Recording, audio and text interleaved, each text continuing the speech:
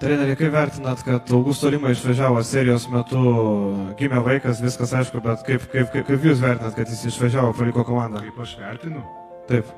tai aš jam leidau išvažiuoti. Bet ar normalu, kad pusfinaliai išvažiuoja žaidėjas vis tiek? O tu turi vaikų. Tai kaip turėsi vaikų, jaunuolį suprasi. Nes čia yra maksimumas, ką žmogus gali patirti. Vau, geras klausimas, tikrai.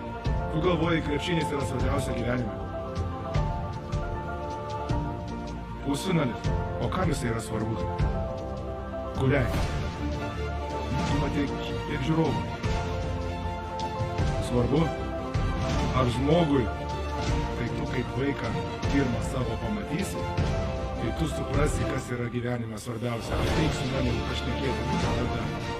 Nes nieko negali būti didingesnio pasaulyje kaip vaiko gimimas. Patikėk manim.